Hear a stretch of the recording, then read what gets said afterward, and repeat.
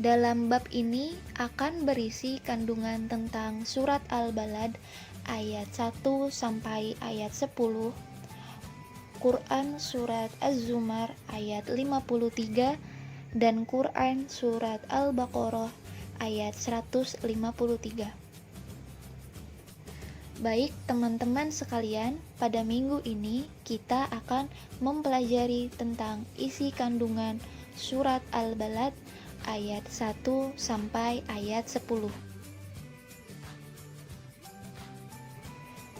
Sebelum masuk ke materi, saya akan memberikan sedikit pengetahuan kepada teman-teman semua mengenai surat Al-Balad. Quran surat Al-Balad termasuk surat ke-90 di dalam Al-Quran. Surat ini berisi 20 ayat. Surat Al-Balad terdapat di juz 30 atau biasa disebut dengan juz amma. Surat Al-Balad diturunkan di kota Mekah. Maka surat ini termasuk ke dalam golongan surat Makkiyah. Al-Balad artinya negeri. Di dalam surat ini yang dimaksud negeri adalah kota Mekah. Baik, selanjutnya A. Isi kandungan Quran surat Al-Balad ayat 1 sampai 10 tentang peringatan Allah Subhanahu wa taala. Silahkan disimak baik-baik surat Al-Balad ayat 1 sampai 10 beserta artinya. Bismillahirrahmanirrahim. La uqsimu bihadzal balad wa anta hillum bihadzal balad wa walidin wa ma walad laqad khalaqnal insana fi kabad ayahsabu an lan yaqdiru alaihi ahad yaqulu ahlaktu malan lubada ayahsabu an lam yarahu ahad alam naj'al lahu 'ainayn wa lisanan wa syafatain wa hadainahun najdain. Artinya, aku benar-benar bersumpah dengan kota ini, Mekah, dan kamu, Muhammad, bertempat di kota Mekah ini. Dan demi bapa dan anaknya, sesungguhnya kami telah menciptakan manusia berada dalam susah payah. Apakah manusia itu menyangka bahwa sekali-kali tiada seorang pun yang berkuasa atasnya? Dia mengatakan, aku telah menghabiskan harta yang banyak. Apakah dia menyangka bahwa tiada seorang pun yang melihatnya? Bukankah kami telah memberikan kepadanya 2 buah tangan, lidah, dan 2 buah bibir? Dan kami telah menunjukkan kepadanya 2 jalan. Quran surat Al-Balad ayat 1 sampai 10. Selanjutnya penjelasan surat Al-Balad ayat 1 sampai 10. La uqsimu bihadzal balad. Aku bersumpah dengan kota ini, Mekah.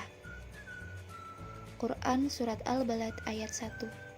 Pada ayat 1 ini merupakan sumpah dari Allah Subhanahu wa taala dengan menyebut Mekah Ummul Qura dalam keadaan halal bagi orang yang bertempat tinggal di dalamnya. untuk mengingatkan keagungan kedudukan kota Mekah di saat penduduknya sedang melakukan ihram. Kemudian ayat kedua, wa anta hillum bihadzal balad, dan kamu Muhammad bertempat di kota Mekah ini. Quran Surat Al-Balad ayat 2. Yaitu engkau, Rasulullah Muhammad, diperbolehkan bagimu melakukan peperangan di dalamnya. Qatadah mengatakan, maksudnya engkau boleh tinggal di kota ini tanpa dibebani rasa dosa ataupun halangan. Kemudian ayat ketiga, wa walidi wa ma walad, dan demi bapak dan anaknya. Quran Surat Al-Balad ayat 3.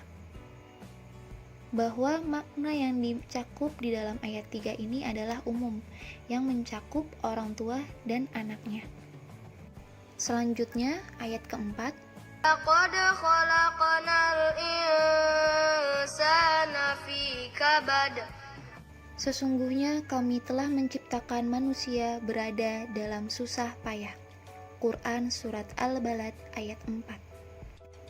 Telah diriwayatkan dari Ibnu Mas'ud, Ibnu Abbas, dan lain-lain menyatakan bahwa kami telah menciptakan manusia dengan sempurna dan tegak, semakna dengan apa yang telah disebutkan oleh firman-Nya dalam surah At-Tin ayat 4 yang berbunyi, laqad khalaqnal insana fi ahsani taqwim, sesungguhnya kami telah menciptakan manusia dalam bentuk yang sebaik-baiknya. Quran Surat At-Tin ayat 4. Telah diriwayatkan melalui jalur Abu Maudud, yang dimaksud dalam keadaan susah payah ini adalah yakni mengalami susah payah dalam menanggulangi suatu urusan dari perkara dunia dan perkara akhirat. Dan menurut riwayat lain disebutkan mengalami kesusahan hidup di dunia dan di akhirat. Kemudian ayat kelima, ayahsabu allai yaqdiru alaihi ahad, apakah manusia itu menyangka bahwa sekali-kali tiada seorang pun yang berkuasa atasnya? Quran Surat Al-Balad ayat 5. Ibnu Adam mengira bahwa Allah Subhanahu wa Ta'ala tidak akan menanyai harta ini, dari manakah dia memperolehnya dan kemanakah dia membelanjakannya. Kemudian selanjutnya ayat ke-6, yaqulu ahlaktu malal lubada, aku telah menghabiskan harta yang banyak. Quran Surat Al-Balad ayat 6.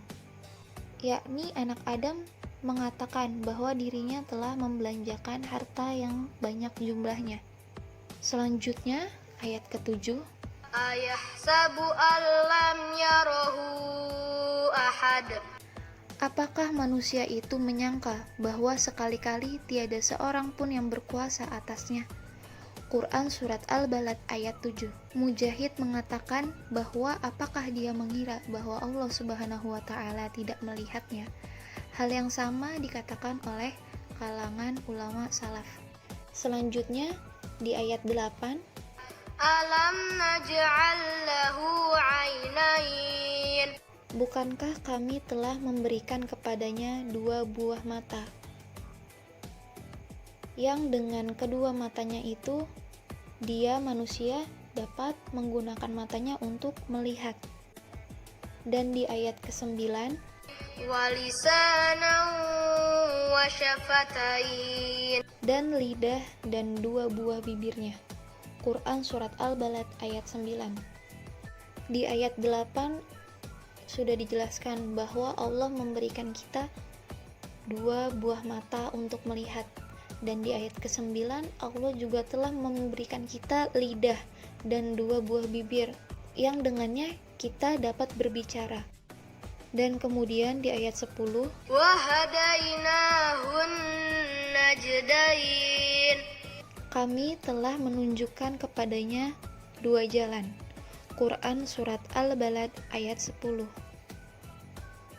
Ibnu Jarir pernah mengatakan bahwa Rasulullah Shallallahu Alaihi Wasallam bersabda yang berbunyi, Ya ayyuhan nasu innahuman najdani najdul khairi wa najdus syarri fama ja'ala najda syarri ahabba ilaikum min najdil khairi, yang artinya, hai manusia, sesungguhnya keduanya adalah dua jalan, yaitu jalan keburukan dan jalan kebaikan. Maka apakah yang membuat jalan keburukan lebih disukai olehmu daripada jalan kebaikan?